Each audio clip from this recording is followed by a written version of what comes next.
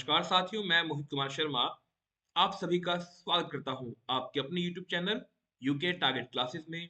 तो आज हम शुरू करने वाले हैं यूपीटीटी पेडागोजी के भाग 2 को, जो आपकी तैयारी को एक नई ऊंचाई देगा। और सुनिए, एक खास बात यह है कि हर शनिवार हम लाइव क्विज करेंगे, जो पिछली सभी वीडियो से जुड़े सवालों पर आधारित होगा। तो तैयार हो जाइए और अपनी तैयारी को एक कदम आगे बढ़ाइए। तो चलिए बिना देर के शुरू करते हैं इस रोमांचक सफर को। पर उससे पहले, अगर आप हमारे चैनल पर नए हैं तो इसे सब्सक्राइब करें और बेल आइकन को दबाना ना भूलें, जिससे आपको हमारी मजेदार क्विज़ सबसे पहले मिलेगी। तो चलिए अब शुरू करते हैं। हमारा पहला प्रश्न है कि मानसिक विकास का संबंध किससे नहीं है। ऑप्शंस हैं तर्क एवं निर्णय, स्मृति का विकास, बोध क्षमता, वजन और ऊंचाई। आपका समय शुरू होता है अब।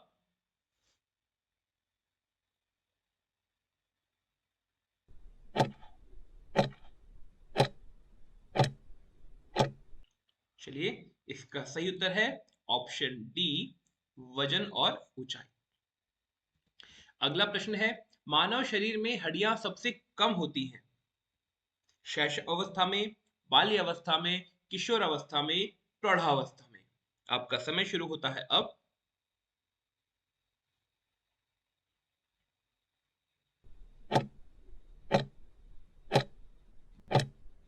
इसका सही उत्तर है ऑप्शन डी, प्रौढ़ावस्था। आगे बढ़ते हैं। अगला प्रश्न है कि किशोर अवस्था की प्रमुख समस्या क्या है। वजन बढ़ना, शिक्षा, समायोजन, परीक्षा परिणाम। आपका समय शुरू होता है अब।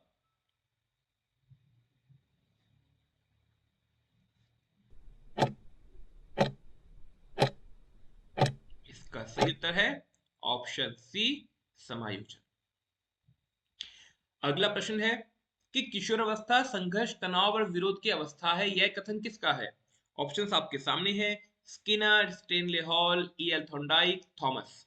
आपका समय शुरू होता है अब।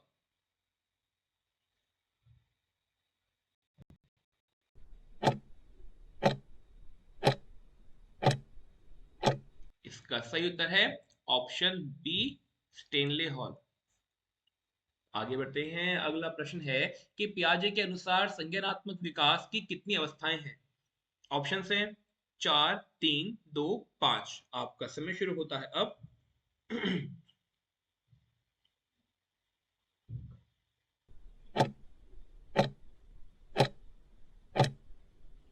इसका सही उत्तर है ऑप्शन ए, 4।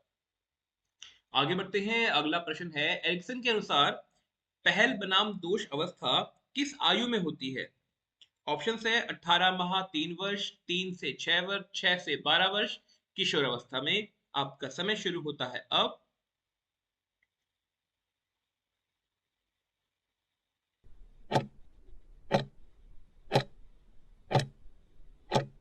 इसका सही उत्तर होगा ऑप्शन बी, 3 से 6 वर्ष। आगे बढ़ते हैं। अगला प्रश्न है कि मानसिक विकास को प्रभावित न करने वाला कारक कौन सा है। ऑप्शन है पारिवारिक वातावरण, धार्मिक वातावरण, सामाजिक स्थिति, आर्थिक स्थिति। आपका समय शुरू होता है अब।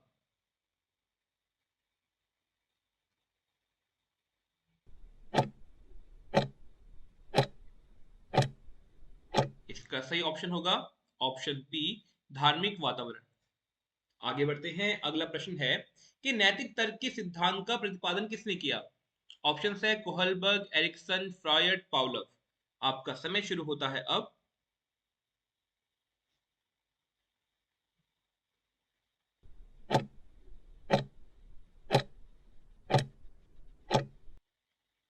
इसका सही उत्तर है ऑप्शन ए, कोहलबर्ग। आगे बढ़ते हैं। अगला प्रश्न है कि आनुवांशिकता के से संबंधित प्रयोग किसने किया। ऑप्शन है कार्ल पियर्सन, मैक्डुगल, मेंडल, पाउलव। आपका समय शुरू होता है अब।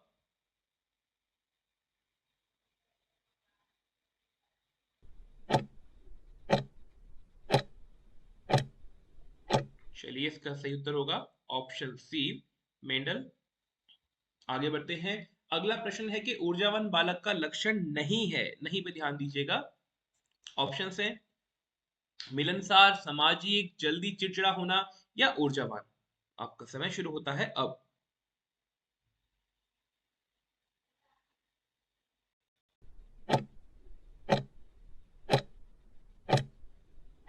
इसका सही उत्तर है सी, जल्दी चिड़चिड़ा होना। अगला प्रश्न है आपके सामने है, किशोरावस्था की शुरुआत कब होती है? ऑप्शन है 10 वर्ष, 16, 12, 18। आपका समय शुरू होता है अब।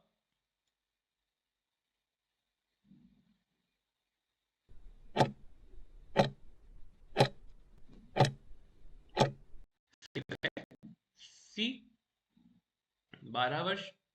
अगर परीक्षाओं में आपको 12 वर्ष ना मिले, इसके स्थान पर 13 वर्ष मिले, तो आप 13 वर्ष पे टिक करेंगे। आगे बढ़ते हैं। अगला प्रश्न है, पूर्णतः क्रियाशील व्यक्ति की संकल्पना किसने दी? ऑप्शन है Carl Rogers, Freud, Francis Galton या डी पावलव। आपका समय शुरू होता है अब।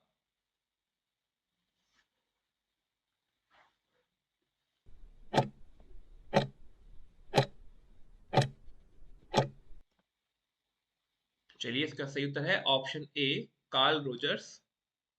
अगला प्रश्न है, वस्तु स्थायित्व की संकल्पना किसने दी? ऑप्शन से पियाजे, एरिक्सन, फ्रायड या बंडूरा। आपका समय शुरू होता है अब।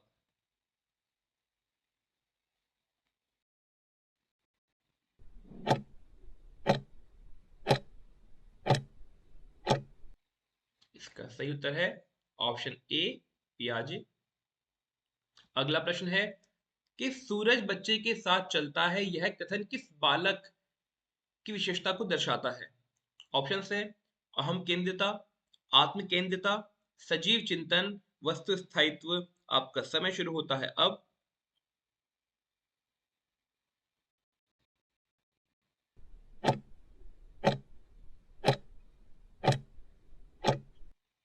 चलिए, इसका सही उत्तर होगा ऑप्शन सी, सजीव चिंतन। आगे बढ़ते हैं। अगला प्रश्न है कि सभी भाषाओं में जन्मजात व्याकरण होने का सिद्धांत किसने दिया था? ऑप्शन हैं Skinner, Bandura, Noam Chomsky, tall man. आपका समय शुरू होता है अब।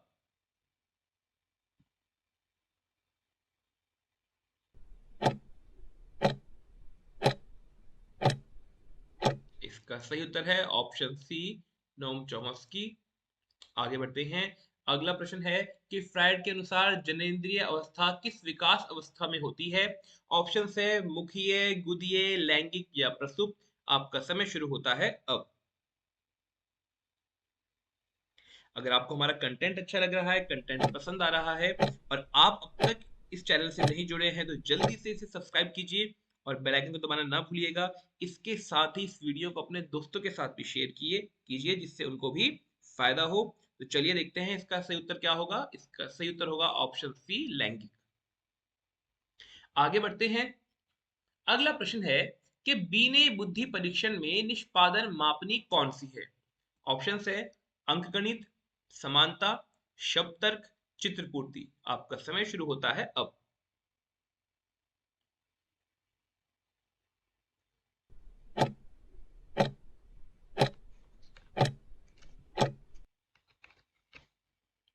चलिए, इसका सही उत्तर होगा ऑप्शन डी, चित्रपूर्ति। आगे बढ़ते हैं। अगला प्रश्न है कि बाल मनोविज्ञान का प्रारंभिक आधार किस पर आधारित है? ऑप्शन है मनोविश्लेषणात्मक, व्यवहारात्मक, समूह अध्ययन, संज्ञानात्मक अध्ययन। आपका समय शुरू होता है अब।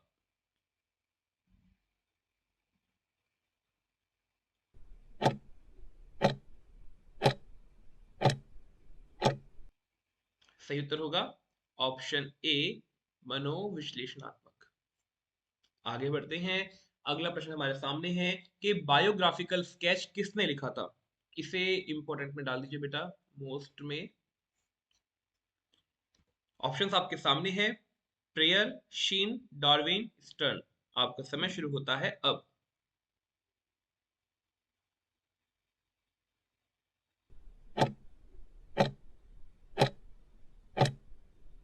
इसका सही उत्तर है ऑप्शन सी, डार्विन। आगे बढ़ते हैं। अगला प्रश्न है कि मानकीकृत परीक्षण का अर्थ है। ऑप्शन है विश्वसनीयता, वैधता, मानक, उपरोक्त सभी। आपका समय शुरू होता है अब।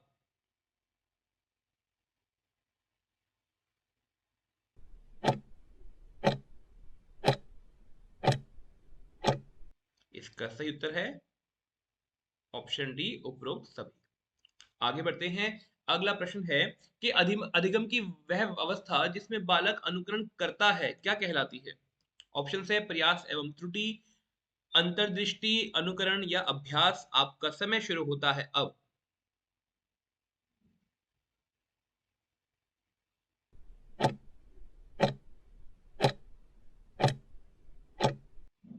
चलिए, इसका सही उत्तर है ऑप्शन सी, अनुकरण। आगे बढ़ते हैं। अगला प्रश्न है कि सीखने का स्थायी परिवर्तन किसमें होता है? ऑप्शन है व्यवहार में, विचार में, भावना में, स्मृति में। आपका समय शुरू होता है अब।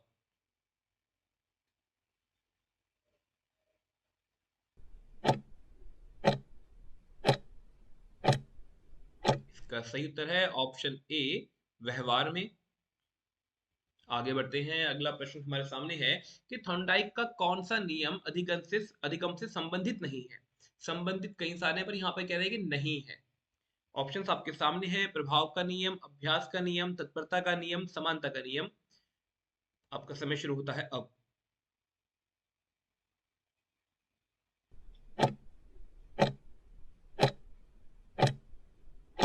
इसका सही उत्तर है समानता का नियम। यानी कि ये जो तीन नियम हैं, इसका संबंध है थॉर्नडाइक से, इसका संबंध थॉर्नडाइक से नहीं है।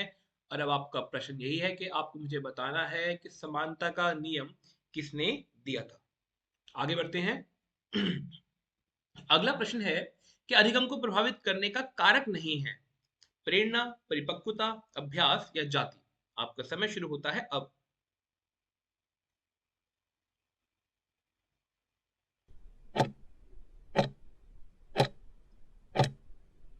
इसका सही उत्तर है ऑप्शन डी, जाति। आगे बढ़ते हैं। करते हुए सीखना किस शिक्षा दार्शनिक का सिद्धांत है? ऑप्शन है Mahatma Gandhi, John Dewey, Rousseau और प्लेटो। आपका समय शुरू होता है अब।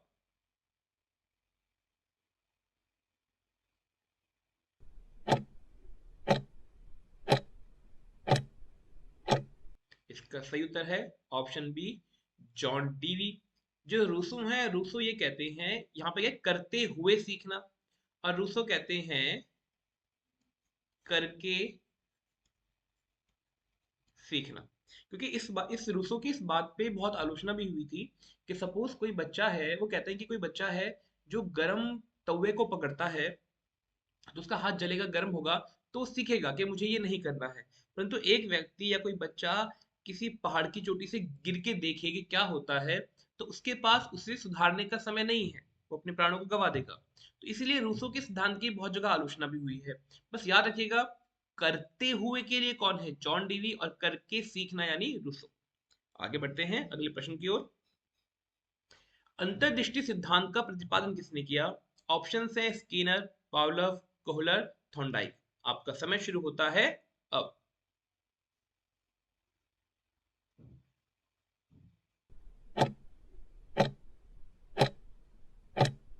इसका सही उत्तर होगा ऑप्शन सी, कोहलर।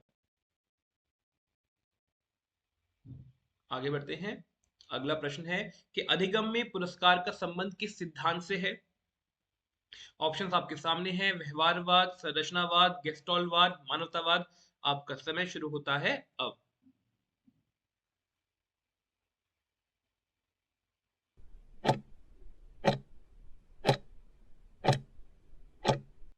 इसका सही उत्तर है ऑप्शन ए, व्यवहारवाद।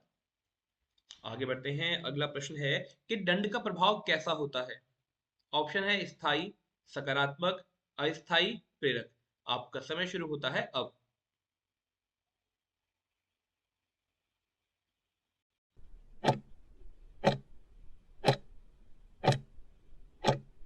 इसका सही उत्तर होगा ऑप्शन सी, अस्थायी।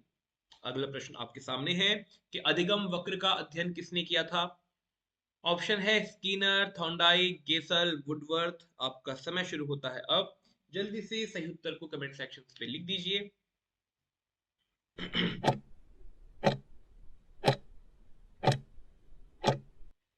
इसका सही उत्तर है ऑप्शन बी, थॉर्नडाइक। आगे बढ़ते हैं। अगला प्रश्न है कि प्रेरणा का सर्वोत्तम प्रकार कौन सा है। ऑप्शंस आपके सामने हैं, बाह्य, आंतरिक, सामाजिक, भौतिक। आपका समय शुरू होता है अब। आपको फिर से एक बार बताते हुए चलते हैं कि हम इस वीडियो के साथ साथ हर हफ्ते शनिवार को ठीक रात 9 बजे एक लाइव क्विज लेकर आएंगे, जिसमें हम सप्ताह में पूछे गए प्रश्नों में से ही कुछ प्रश्नों को लेंगे और उसका एक क्विज कराएंगे। इस क्विज में आप प्रतिभाग कीजिएगा। इससे आपको जरूर पता चलेगा कि आपकी तैयारी किस स्तर तक हो रही है, कितनी तैयारी की आवश्यकता है और आप कहाँ पर स्टैंड करते हैं। इसके साथ ही अगर आपको ये वीडियो अच्छी लग रही है तो इसे लाइक कीजिए, चैनल को सब्सक्राइब कीजिए और इस वीडियो को अपने दोस्तों के साथ भी शेयर कीजिए, क्योंकि अगर आप उनसे शेयर करेंगे तो उनका भी फायदा पहुंचेगा। खासकर ये वीडियो जो लाभदायक है सबके लिए ही है, पर विशेषकर जो कार्य करते हैं, जो कहीं ऑलरेडी जॉब पर हैं, टीचिंग करवा रहे हैं किसी प्राइवेट स्कूल में या प्राइवेट संस्था में या कहीं और काम कर रहे हैं, उनका कम समय में अच्छी तैयारी करने के लिए, उनकी शंकाओं के समाधान के लिए हम एक वीडियो ऑलरेडी बना चुके हैं। वो सीटीटी पर आधारित है, परंतु याद आपको भी रहेगा, हमें भी रहना चाहिए कि सीटीटी हो चाहे यूपीटीटी हो या अदर स्टेट का हो, सबका सिलेबस सेम रहता है। तो किस प्रकार से आप कम समय में तैयारी कर सकते हैं और जिन प्रश्नों को आप सॉल्व नहीं कर पा रहे, मतलब जिन प्रश्नों के बारे में आपको बिल्कुल भी पता नहीं है, क्लू नहीं है, उन क्वेश्चंस को कैसे सॉल्व करेंगे, उसकी पूरी स्ट्रेटेजी भी हमने दी है। तो आप चैनल में जाइए, उन वीडियोस को देखिए। सही उत्तर होगा ऑप्शन बी, आंतरिक। तो चलिए मिलते हैं आपसे अगली वीडियो में।